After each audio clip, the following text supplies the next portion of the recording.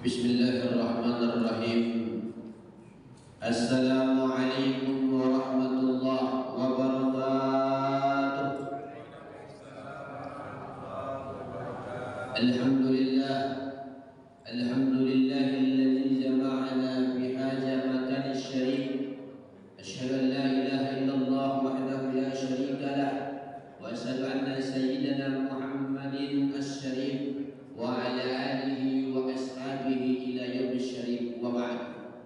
Ahibai kiram, para tokoh masyarakat, alim ulama, wabil khusus barisan kaum bapak, kaum ibu sekalian, mudah-mudahan kita ini orang-orang yang istiqamah. Tentu kita berharap Allah di akhir hayat kita dapat pangkat husnul khatimah. Amin, amin ya rabbal alamin. Selaku hamba Allah, untayan kata yang paling indah senantiasa tak bosan-bosan kita ucapkan dengan untayan kata alhamdulillah rabbil alamin, dan bersolawat dengan ucapan Allahumma salli ala sayyidina Muhammadin wa ala ali sayyidina Muhammad. Bapak Ibu yang dimuliakan Allah Subhanahu wa taala, kembali kita kajian fikih. Kalau nggak salah kemarin masih sekitar rukun salat ya. Saya lupa pula penandanya. Masih kan ada Bapak Ibu? Rukun salat Pak. Sama-sama lupa nampaknya. Lupa sudah penandanya. Karena 8 masjid saya kajian fikih kitab yang sama.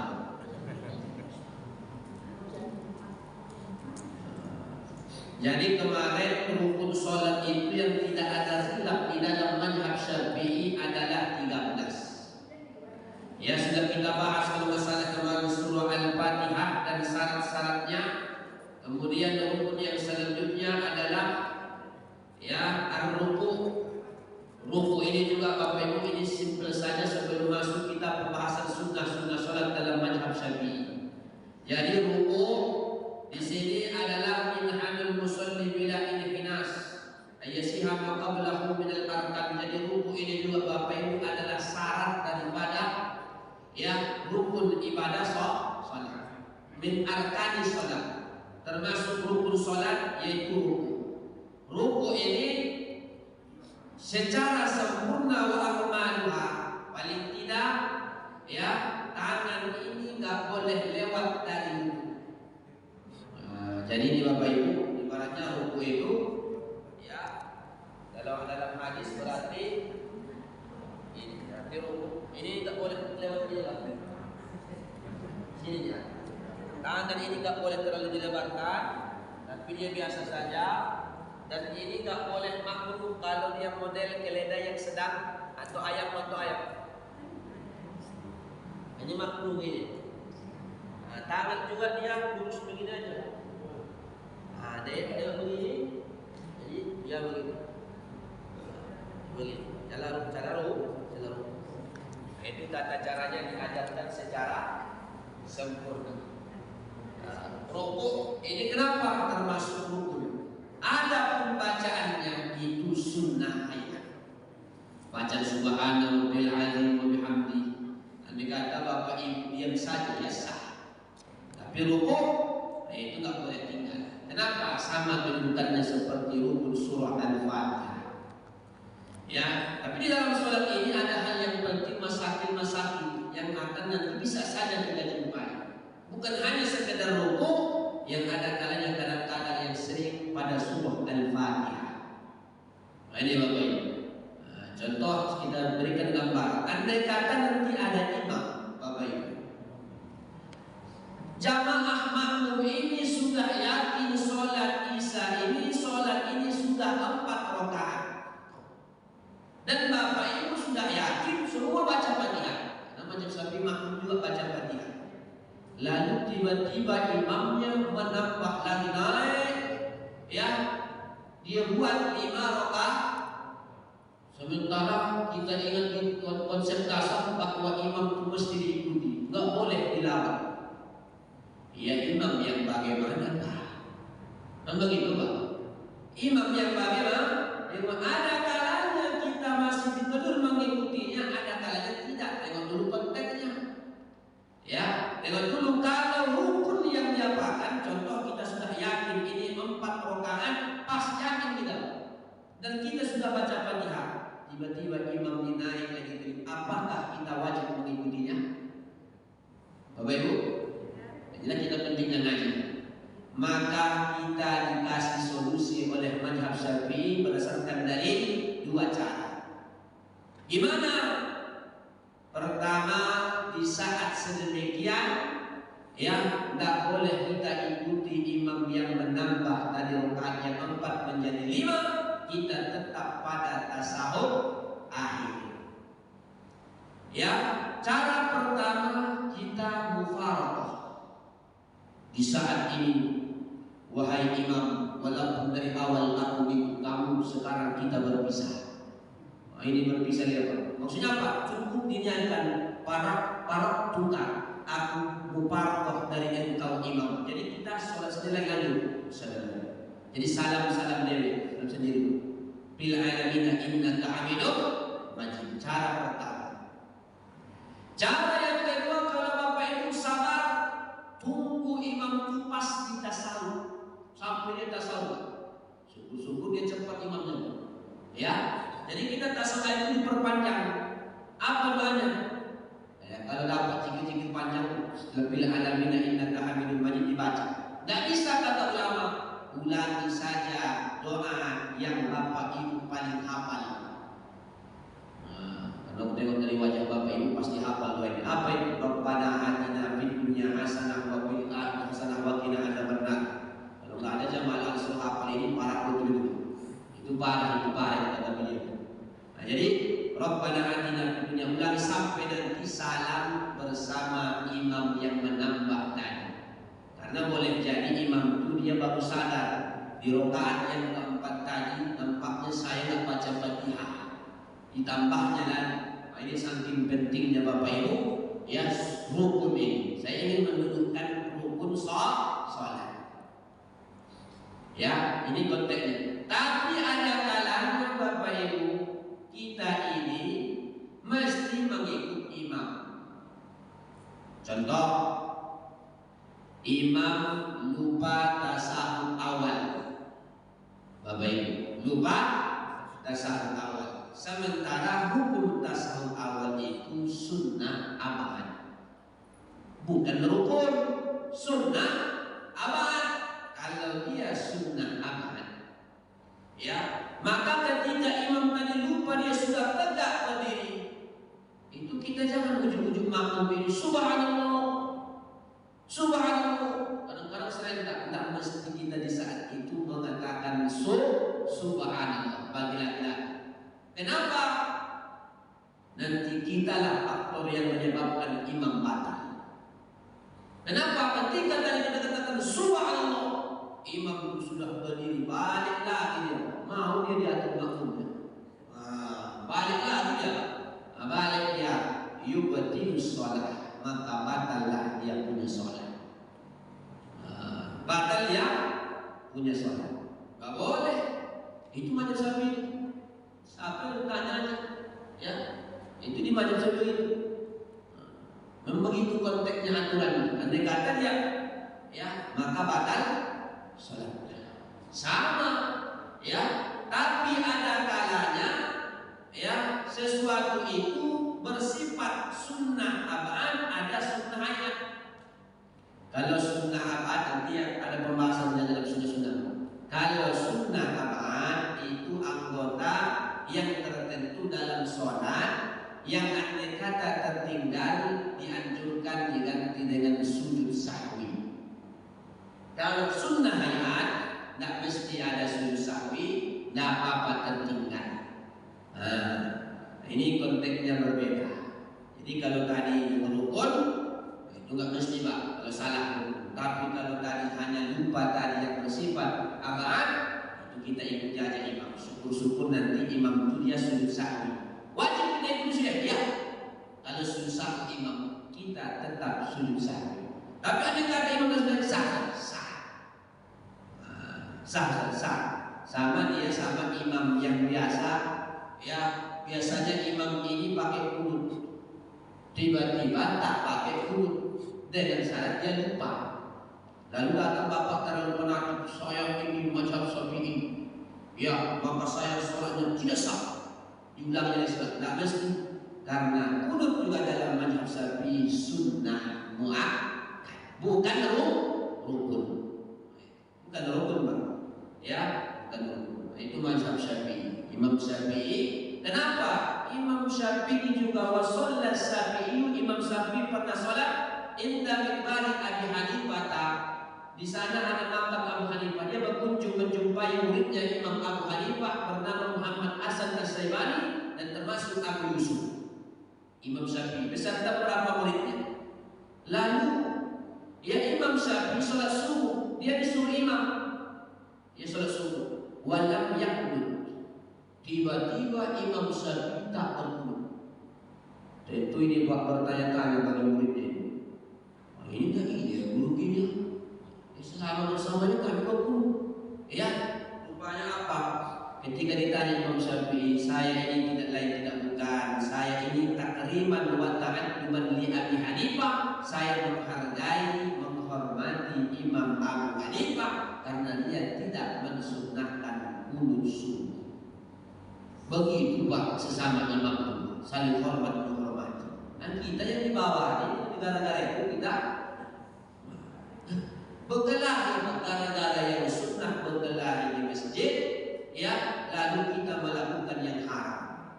Yang kita permasalahkan yang sunnah, berkelahi di masjid hukumnya haram. Yang kita permasalahkan perkara sunnah yang masih banyak ruang khilafiyah. Kalau kita mengaji kata Imam Syafi'i, man kasura ilmuhu, siapa sudah banyak ilmunya, qalla i'tiraduhu, akan sedikit menyalahkan orang. Enggak terlalu gampang menyalahkan orang. Kenapa dia gampang? Kadang-kadang baru-baru belajar. Nah, ini kadang-kadang perlu belajar juga. Ya, hati dulu dulu. Kalau kita belajar agama hati belum beres, inilah nanti Pak ini. Ya, caranya frontal. Ya, sekiranya benar pun ajaran yang diapakannya itu, tapi frontal penyampaikan. Bapak ini neraka ini Bapak. Tidak lain Bapak sini. Ini semacam frontal ini. Karena hatinya ini terjadi. Kita tidak menyalahkan saudara kita apa. Contoh, ada hal yang baik menurut dia. Contoh kasusnya ini Pak. Kita tidak menyalahkan ini. Ada di Garuda Sakti Pak. Dia baru memahami dari gurunya soal potong celana. Tanpa izin, tanpa basa-basi, ambilnya celana bapaknya dipotongnya semuanya. Anggap dirinya bahkan secara apanya? Itu ada, cuma caranya tak seakan-akan sudah ini mengaji sudah lain tadi belum caranya tadi untuk memahami konteks agama. Jadi disebutkan dulu apa cara hatinya. Ini soal beragama Bapak Ibu yang dilakukan Allah Subhanahu wa Ta'ala. Sedangkan cara ada namanya Bapak Ibu fikih dakwah. Fikih dakwah itu perlu dipahami juga. Kita di Indonesia apa mayoritas mazhabnya Syafi'i, ya udah saat kita ikuti Syafi'i apa yang kita tahu, walaupun tidak selamanya nanti kita mazhab Syafi'i. Nanti Bapak Ibu ke Maroko mazhabnya Maliki, usahakan ikuti saja sana mazhab Maliki. Karena kita akan repot nanti Bapak Ibu, repot kita. Nah itu sebenarnya kenapa? Karena tetap kita semua itu adalah mencari jalan kebenaran alal haq. Ya, apapun konsepnya, apapun dasar. Nah, ini Bapak Ibu yang dilakukan Allah Subhanahu wa Ta'ala. Ya, ada fikih dakwah sama dia Bapak Ibu. Nanti ada ustaz kondang dari Jakarta datang ke masjid. Ya, ini secara fikih, ada fikihnya, fikih dakwah. Sementara di masjid ini ada imam tetap, sudah ditetapkan. Lalu karena dia merasa sudah kondang Pak, tiba-tiba nyelonong saja tanpa basa-basi. Nggak ada yang silakan naik maju. Ini secara adat kena dia Pak. Ya, secara adat fikih dia kena. Nah ini namanya penting juga, namanya fikih dakwah. Nah ini Bapak Ibu yang dimuliakan Allah Subhanahu wa Ta'ala. Nah, ini soal kedudukan tadi. Ada lagi namanya sunnah hayat. Sunnah hayat ini mau disengaja ditinggalkan, tidak apa-apa, apalagi lupa. Sedangkan disengaja Bapak Ibu tinggal, tambah apa? Apalagi lupa. Contoh, nanti Bapak Ibu sholat Id. Ini hati-hati nih yang dikata terjadi Bapak Ibu. Ini imam mengumumkan ini Pak. Semangat imam mengumumkan. Assalamualaikum Bapak Ibu, karena kita ini sholat Id cuma sekali setahun. Orang tahu semua Pak. Sholat Id sekali setahun. Saya ingatkan kepada jamaah, ya, sholatnya 2 rakaat. Nanti sebelum pas rakaat pertama 7 takbir. Selain takbir jangan lupa ya, 7 takbir. Semangat ini imamnya. 7 takbir, ya. Nanti di rakaat kedua 5 takbir sebelum Al-Fatihah. Paham? Paham. Pak Imam, paham. Tiba-tiba pas sholat Allahu Akbar, rakaat pertama aman. Bapak Ibu, rakaat kedua lupa ini imam. Wah, ini semangatnya luar biasa ini teman. Lupa dia Pak. Allahu Akbar, Bismillahirrahmanirrahim. Lalu datang makmum ini, Subhanallah. Kita makmum, Subhanallah. Nah ini takbir itu kedudukannya sunnah ayat.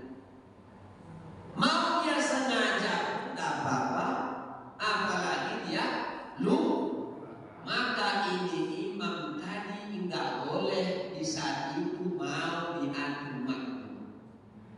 Subhanallah kata makmum. Ya, dia sudah tadi baca Bismillah, Subhanallah, baru tadi Allah yubtil sholat. Saat itu batal sholat. Jadi gimana? Kita lanjut cincai aja Pak, pantailah. Alhamdulillahirabbil alamin, Ar-Rahmanir Rahim. Subhanallah, Ar-Rahmanir Rahim, Maliki yaumiddin. Andai kata tak ada 7 takbir, tak ada 5 takbir, tetap sah sholatnya. Walaupun, nah ini supaya kita bisa bedakan mana yang rukun, mana yang sunnah ayat, mana yang sunnah abad. Nanti ada pembahasannya dalam sunnah. Nah, ini Bapak Ibu yang dimuliakan Allah Subhanahu wa Ta'ala.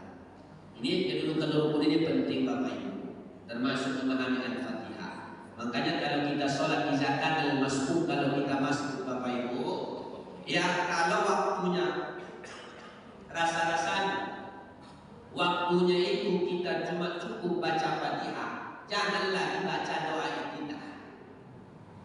Jadi la yusannu du'aul iftitahi idza lam yasahunaka qira'atul Fatihah. Tidak sunnah lagi kita baca doa iftitah, mau Allahu Akbar kabira, mau Allahumma barik. Tentang doa iftitah itu Bapak Ibu riwayatnya ada kurang lebih 12.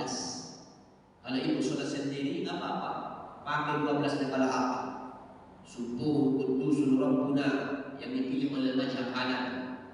Ya, ada hadis Bukhari, Allahumma ba'inni wa baina khataaya. Itu ya hadis Bukhari, ya Bukhari. Pakai saudara kita Muhammadiyah. Ya, ada yang dari apa gabungan, yang dari Nahdlatul Ulama, digabung Allahu Akbar kabira sampai nanti ini wajahiyah. Ini Bapak Ibu, kalau kita hafal itu kalau sholat sendirian. Ya kalau berjamaah jangan Pak, terlalu lama. Itu Mu'adz bin Jabal Pak, sahabat Nabi senior, itu ditegur atas laporan sahabatnya. Datang jamaah itu melapor kepada ya Rasulullah, ya tolonglah sampaikan kepada Mu'adz ya Rasulullah, kami ini kalau berimam kepada Mu'adz lama bacaannya ya Rasulullah, lama. Jadi gimana? Ya kalau bisa, sementara kami ini ya Rasul, ada yang kepada kami untuk ternak dan lain sebagainya. Dipanggillah Mu'adz, kurang sedikit. Ija'am maqaman kalau ke imam, tengok-tengoklah jamaahnya. Kalau sudah angkatan 70-an Pak, angkatan lah copot sikit-sikit baunya Bapak Ibu, mungkinlah ya lama di bantainya. Ya, termasuk nanti seperti cerita itu Pak, ada mu'alaf Pak, baru masuk Islam. Ya, tiba-tiba dia berimam kepada seorang imam. Imamnya dibantai surah Al-Baqarah. Surah Al-Baqarah 2 juz setengah. Di dalam benar-benar capek juga jadi orang Islam ni kata dia. Ya mu'alaf ni Pak, capek juga Islam ni. Surah Al-Baqarah. Ini imam. Ya, apa Al-Baqarah? Bapak Ibu, Apa buat Al-Baqarah? Sapi betina. Ditanya apa Al-Baqarah? Sapi betina. Besok dia sholat lagi bersama imam, ditanya, Pak Imam, kira-kira Anda membaca surah apa? Surah Al-Fil. Apa surah Al-Fil? Gajah. Mikir dia, Pak. Semalam saja surah sapi panjangnya luar biasa, apalagi sekarang surah Al-Fil. Dalam benak dia, sementara gajah lebih besar daripada sapi. Pikiran ya, akhirnya dia bisa saja khawatir nanti kita balik ya. Ini Islam merepotkan. Ini Bapak Ibu yang dilakukan Allah Subhanahu wa Ta'ala. Jadi kalau kita masuk sudah rasanya cuma Al-Fatihah, tidak sunnah lagi kita baca, dan kita segera baca Al-Fatihah. Baca Al-Fatihah. Tidak sunnah lagi doa kita. Lalu segeranya Al-Fatihah kita ini tidak cukup juga sudah kita baca Fatihah. Nah, itulah kita namanya masbuk. Boleh langsung ikuti imam. Ya, itulah baru berlaku dalam majlis sapi. Qiraatul imam, qiraatul makmum. Baru gugur kita baca surah Al-Fatihah. Bacaan imam barulah mengcover bacaan makmum. Ketika saat sedemikian, kalau mazhab lain, ya, seperti Hanafi, walaupun makmum pun dalam keadaan normal tak baca Fatihah, tak apa-apa. Ya, al-imam junnah, imam itu penanggung jawab. Kalau mazhab lain, kalau mazhab Syafi'i tidak, mau makmum mau imam baca Fatihah kecuali dalam keadaan tertentu. Gugur Fatihah makmum ketika dia masbuk, yang dia segera langsung baca Fatihah, ya, tapi dia tak sempat, ya, menyempurnakan, langsung dia ikut rukuk bersama imam. Tapi andai kata Bapak ada orangnya baca Fatihah doa iftitah, sementara waktu ini hanya sempat untuk baca doa surah Al-Fatihah. Lalu bagaimana dia? Apakah dia juga langsung ikut? Tidak. Maka dia sempurnakan dulu surah Al-Fatihah. Kalau dia sungguh-sungguh dia dapati imam ini, ya, sungguh-sungguh dia dapati ini imam, masih sempurna. Kalau tidak dia tambah satu rakaat lagi. Nah, ini Bapak Ibu yang dimuliakan Allah Subhanahu wa Ta'ala. Ini yang kita sampaikan nanti masail dalam ibadah sholat. Nah, ini Bapak Ibu yang dimuliakan Allah Subhanahu wa Ta'ala. Ada kalanya lagi nanti imam itu dia, ya, anggap dulu imam itu, ya, lupa satu rakaat. Diingatnya itu Bapak Ibu setelah salam. Diingatnya setelah salam. Makmum juga baru bilang, Pak Imam, kurang satu lagi. Imam makmumnya yang bilang, masa sudah selesai baru bilang. Diingatkan, Pak Imam, bagaimana ini? Kalau belum ada percakapan melebihi 8 kalimat, sebagaimana dalam hadis Al-Jadain, maka kalau belum lama, ya, jaraknya, ya, maka dia langsung segera naik tambah satu rakaat lagi, dianggap sah. Ya, ukur tolak lamanya gimana? Ya, seperti selama dia tidak keluar dari masjid, selama tidak ada jeda yang lama sampai melebihi orang sholat 2 rakaat. Melebihi orang sholat 2 rakaat. Tapi kalau sudah sempat Bapak Ibu dia 3 rakaat, tiba-tiba dibilang tadi kurang, bukan neraka soalnya 3 rakaat kurang. Ya, kalau sudah sempat keluar makan lontong, baru diingatkan, masjid ini tidak bisa lagi. Kalau itu wajib diulang, Bapak Ibu, wajib diulang. Nah, ini Bapak Ibu yang dimuliakan Allah Subhanahu wa Ta'ala. Ya, bagaimana pula Ustaz nanti keadaannya andai kata ada imam? Mohon maaf Bapak Ibu, imam ini tiba-tiba dalam keadaan junub. Maklum kan Nabi Pak, mungkin imamnya pengantin baru, maklum, ya. Sementara waktu sudah ada, ya, mungkin nanti situ pula ada mertuanya. Tiba-tiba imamnya, ya, gimana sholatnya? Selesai sholat, ya, baru bisikan lupa sebenarnya kita dijunjung di mana. Sholatnya gimana? Maka kalaulah makmumnya tadi tidak ada yang tahu ketika sholat itu, ada yang tahu kalau sholat makmumnya sah. Dalam hadis kali sholat imamnya dia wajib diulang. Tapi imam dulu saja. Kalau dia sadar, cuma kalau dia sadar dia tadi Bapak Ibu sebelum tadi sholat di imam dan dia jumpa itu dosa. Dosa besar dia Pak. Ya kata Imam Syafi'i dosa besar. Jangankan itu Bapak Ibu. Kita sholat kalau sudah batal wudu segera keluar. Jadi Pak. Kata Imam Syafi'i termasuk dosa besar orang kalau sudah dia batal anggap dulu buang angin dia sholat, dia tetap melanjutkan sholat dalam keadaan batal, itu dosa besar menurut Imam Syafi'i. Tapi ada yang lebih keras. Menurut sebagian macam Hambali bisa kufur beribadah dalam keadaan berhadas, sadar dia tahu. Tapi karena di mana keluar dari sholat, ya keluar dari sholat.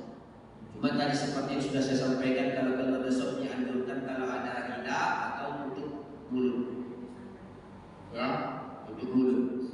Nah ini supaya kata dalam kitab Bajuri supaya orang menyangka kita ini sedang mimisan. Ya, tapi kalau buang angin sudah bau menyebar, itu tidak boleh lagi, ya. Istilahnya kita buang angin tidak tahu apa. Ya, tapi kalau buang angin sudah tahu apa itu lah. Ya, udah paham Pak.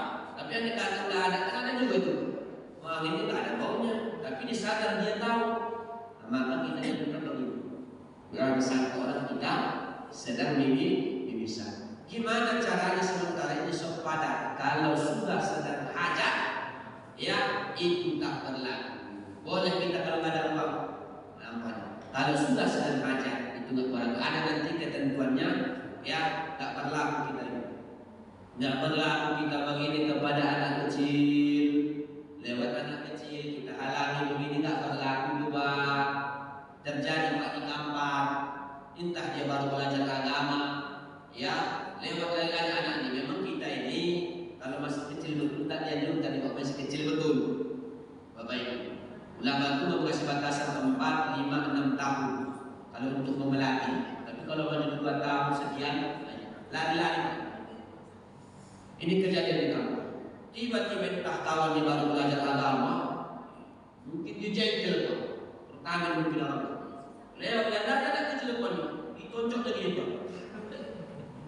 Ngap katanya. Terpelanting ini anak kecil yang baru umur 3 tahun 2 tahun. Kan mimbar. Dia mimbar terpelanting bagi anak kecil. Tertahan napasnya sampai terdiam. Mungkin terkejut segala macam. Lama tertahan napasnya, baru menangis. Akhirnya orang tuanya marah. Orang tuanya marah pun duduklah di sini membahas ini. Ya anak kecil tidak berlaku.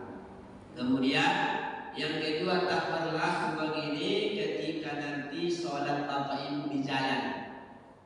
Jadi Bapak Ibu sholat di jalan, ada jalan kita sini, jalan tempat kita. Bapak sholat sah, cuma tak boleh tak berlaku. Siapa suruh kita sholat di jalan? Yang ketiga tidak berlaku nanti ini di Masjidil Haram.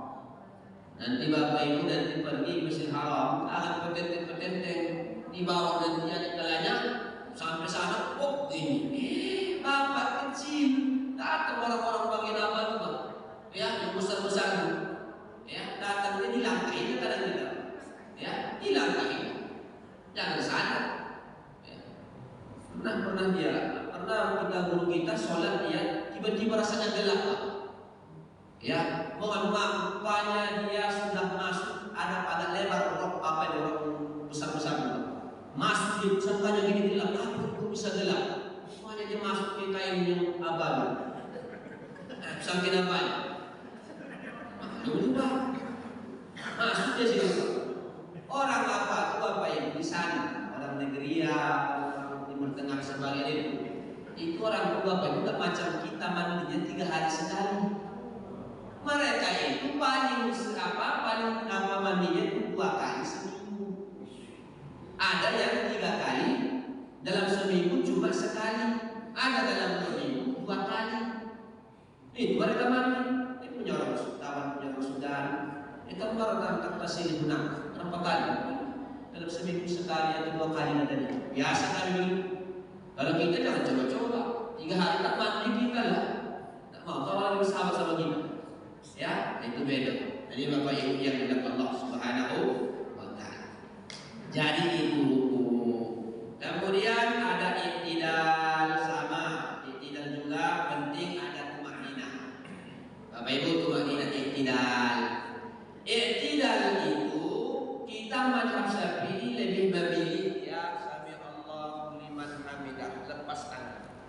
Mazhab Syafi'i pendapat yang kuat.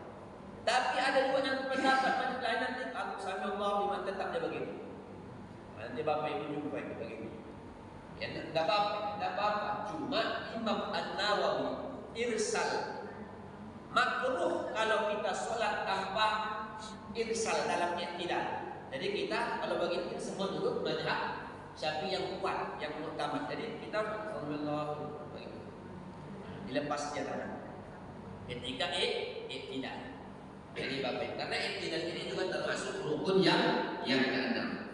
Syaratnya hampir sama Bapak Ibu. Kemudian rukun yang ketujuh as-sujudu marratain, sujud 2 kali. Sujud ini secara bahasa al-qudud wa tajallul, merasa kita ya wadul musalli jabhatahu ala musalla, meletakkan kening ya di dalam tempat salat. Tapi sujud ini dalam mazhab Syafi'i Bapak Ibu ada syaratnya. Apa syaratnya? Surutus sujudi tis'ah.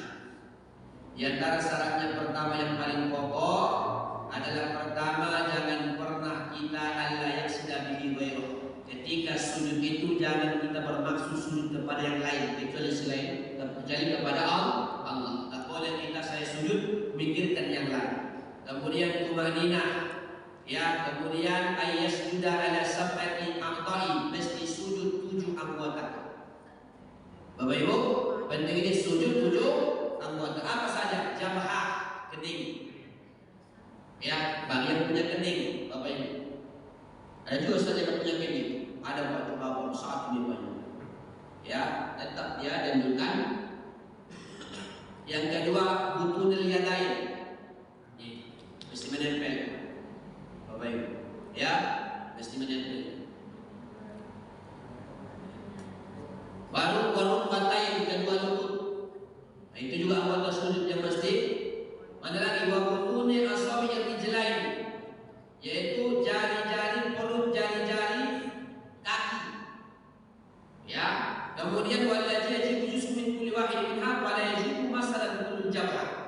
Ya, paling tidak sebahagian ini ada. Jangan sempat Bapak Ibu nanti sujud dalam keadaan tertutup ini, Pak. Kalau begini Bapak Ibu tidak sah dalam mazhab pendapat yang utama. Kalau mazhab lain kurang afdol begitu sah, tapi mazhab Syafi'i jangan tertutup. Tapi kalau dia cuma ibaratnya tali satu begitu, sebahagian kena atau rambut, tapi dia tak semua menutup, hanya sebagai menutup. Nah itu masih ada kena sah. Tapi kalau tertutup dia kandang begini, nah nggak ada apa-apa. Nah ini tidak sah pendapat utama dalam mazhab Syafi'i. Kalau mazhab lain nanti Bapak Ibu itu soal hanya afdal tak afdal. Nah, di Bapak Ibu soal ketika kita sujud. Dianjur ya tidak ya dihindarkan kita oleh Nabi dalam hadisnya kalau laki-laki jangan sujud kal-kalbi seperti seekor anjing. Gimana itu?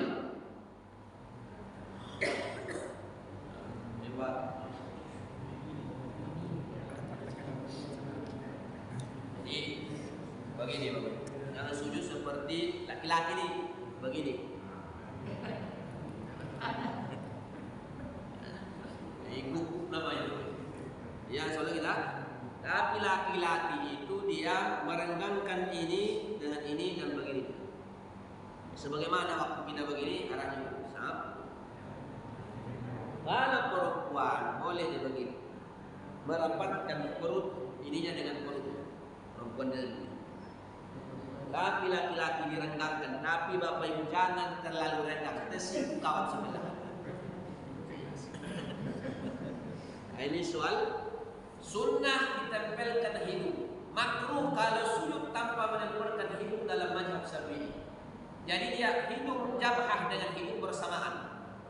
Yang kemudian dia ya duluan lutut.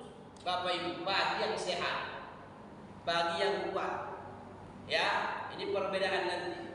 Kalau Syekh Albani ya yang sering dirujuk oleh saudara-saudara kita Salafi, dia turun tangan di buku-buku fikih salat Nabi. Ya, itu duluan tangannya. Tapi kita duluan kaki, lutut baru tangan. Baru sama-sama. Ada enggak? Dia langsung sap begini. Tangan duluan. Ya kalau tangannya kuat, Bapak Ibu. Ya, kalau tangannya kuat. Nah, ini soal ya. Ini Imam Nawawi menyampaikan dalam kitabnya, lutut dulu, ya baru kedua tangan. Dan kaki ini, jari kaki ini mesti menempel. Kalau bisa lima-limanya bagus. Syaratnya Pak ini. Banyak yang mesti tengok ini kurang. Nah, bukan begini, tapi yang mesti begini. Nah, nggak bisa minimal jempol. Ini syaratnya baru sah. Minimal, kecuali Bapak Ibu kadang-kadang dah faktor tua, udah sulit dia pakai apa dulu. Itu maklum ada bujur. Dimaafkan Bapak Ibu. Ya. Ustaz tanya. Ini banyak saya lihat bermazhabkan Syafi'i, tapi dia bercampur dalam gerakan sholat. Kadang dipakainya mazhab Hanbali, Pak Ustaz. Itu gimana tuh, Pak Ustaz? Seperti begini, Pak Ustaz. Kalau mazhab Syafi'i kan telinga, Pak Ustaz. Kadang dia begini. Kemudian pas sujud, kalau mazhab Syafi'i kan direndahkan, Pak Ustaz kan. Kadang dirapatkan gini. Gimana tuh, Pak Ustaz? Kalau yang seperti itu tidak masalah karena tidak saling batal membatalkan. Yang dicampur itu ibaratnya dia pakai nanti wudhunya Syafi'i, cara membatalkannya mazhab lain.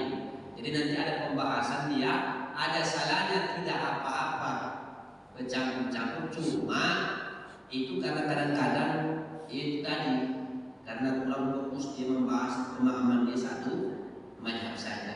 Cuma itu tidak saling membatalkan sebenarnya. Cuma Imam Syafi'i lebih memilih yang begini, tapi tidak mengapa tidak menyatakan yang begini, tidak membatalkan begini. Karena hadisnya menurut Imam Syafi'i dua-duanya dipakai. Hanya saja Imam Syafi'i hadis yang tentang begini itu masih umum. Nah, sejarah kata malu kata Imam Syafi'i umum, maksud Imam Syafi'i ini pun sejarah masih ada kata dia. Nah, cuma tanya Imam Syafi'i tetap pakai hadis yang orang mazhab lain itu pakai itu. Nah, mazhab Syafi'i kalau mau pilih yang dia lebih rendah. Kalau kembali dia sholat balik. Kalau mazhab Syafi'i walau sholat subuh itu tetap kalau dia sujud terakhir, duduk terakhir dia tawadhu, menempelkan pantat ke bawah. Tapi kalau Hambali asal 2 rakaat dia macam tiros di antara 2 sujud. Kalau sholat ini Pak ini tidak ada masalah. Ya, cuma kalau kita sudah tahu mazhab Syafi'i yang ini sudah konsisten saja. Ya, Pak ya. Nah, kita ini kalau soal campur-campur ya banyak sekali Pak. Jadi campur-campur, tapi tidak saling membatalkan. Ya, tidak saling membatalkan. Nah, nanti yang masalah itu, contoh nggak boleh itu sebenarnya dia wudhu cara Syafi'i. Syafi'i. Tiba-tiba nanti pas membatalkan cara Maliki, ya cara Maliki, mentara mazhab Maliki tidak sah kalau ini saja. Pas nanti dia tersentuh bersahwat menyentuh perempuan, ya, itu menyentuh perempuan yang nggak batal, nggak batal menyentuh perempuan harus bersahwat kata mazhab Maliki. Kata dia ditariknya mazhab Maliki. Nah ini ya ulama Ibnu Hajar mengatakan, nah ini yang sebenarnya dihindari seperti ini.